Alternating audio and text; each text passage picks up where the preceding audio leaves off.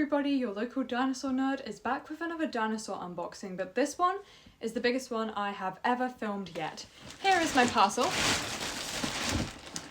It doesn't fit in the screen. There you go, now you can see it better.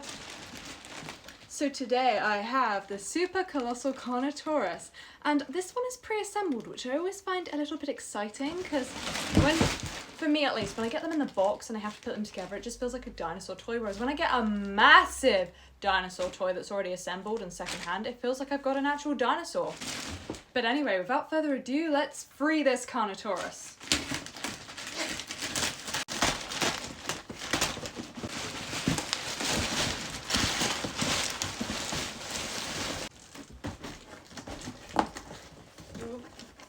Can you see it?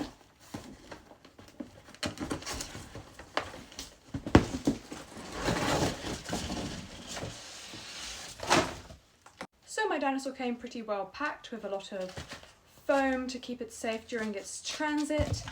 Still has some taped to his tail, so let's get that off, Toro.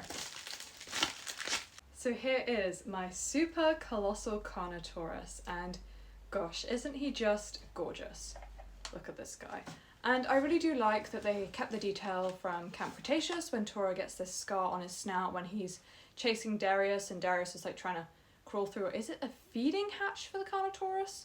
He's like trying to escape through that, and he headfirst rams into it, gets this little scar.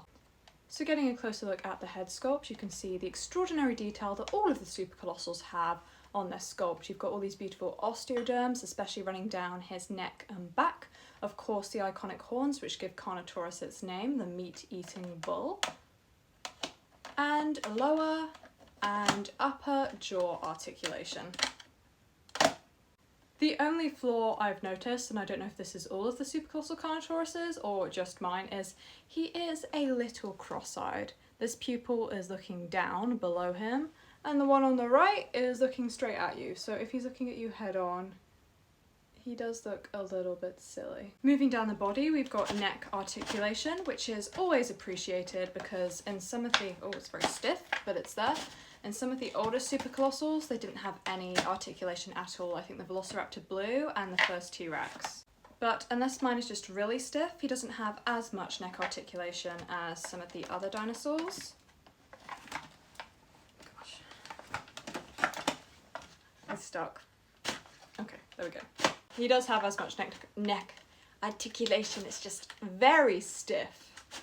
Right, he's centered again. What pose are you hitting there, Toro? Then we have the teeny weeny arms that Carnotaurus had that are essentially referred to as scientists as vestigial features, meaning something that's left over. Like humans having tailbones, even though we don't have tails.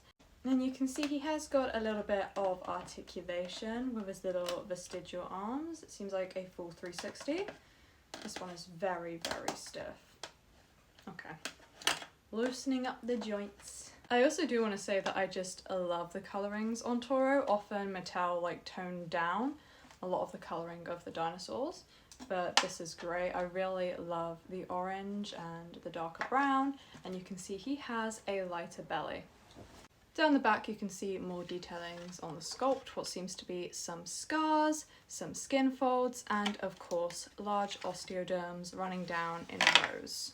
He has leg articulation on both legs. You can get a good range of movement. My one's joints are just still very, very stiff, but you can set up Toro into different positions to stand or like crouch down or do like a look up. Maybe that's like a victory roar look up position.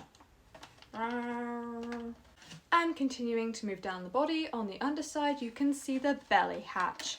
And this belly hatch is where you can free the figures that you feed him. So let's try it out. So the first thing that you need is what you're going to feed your Super Colossal figure. And this could be money, it could be Pokemon cards, you could hide anything in these really if it fits. But I have elected for a little blue Ankylosaurus, and it seems fitting if you remember his fight against Bumpy and Bumpy's human friend Ben in Camp Cretaceous. Then what we're going to do is open up the mouth.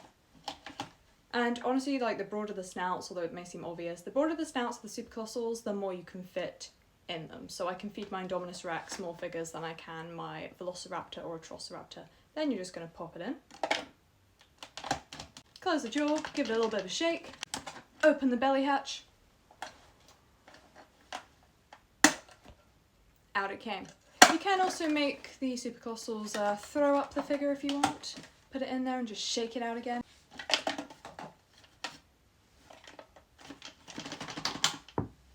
There you go. And now Toro has been fed, allow me to continue showing you this figure. So, you can see he has a very, very long tail, and there's a point of articulation at the very end where you can rotate the tail tip. And then there's also a waggling motion with like the main bit of the tail. I think my only real complaint about this figure in terms of its absolutely gorgeous colouring is that like the darker markings just stop there. I feel like they could have gone down the tail of it, but oh well. Also the fingernails aren't painted, but I feel like Carnotaurus hands are so tiny it doesn't really matter. The toenails are painted, so win's a win.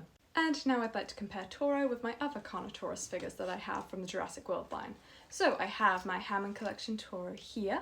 Actually, as it doesn't have the scar, it might not be Toro, it might just be a generic Carnotaurus, but the colourings are very similar.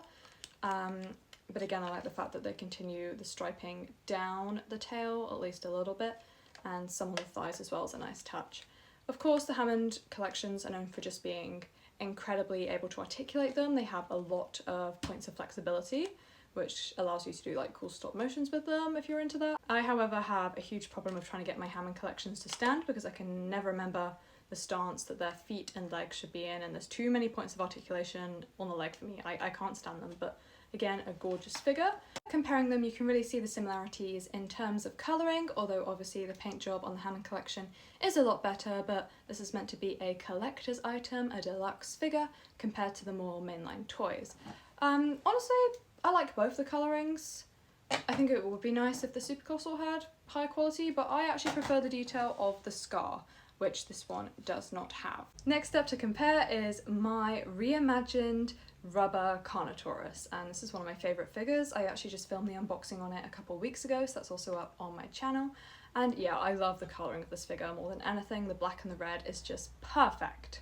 I feel like head sculpt wise they made this one quite a bit blunter than the Super Colossal. I feel like with the Hammond collection the skull shape is pretty similar, but this one is a little more domed, whereas this is a bit more boxy with the Super Colossal. My reimagined Carnotaurus does also come with an electronic feature, which is really cool. So some roars.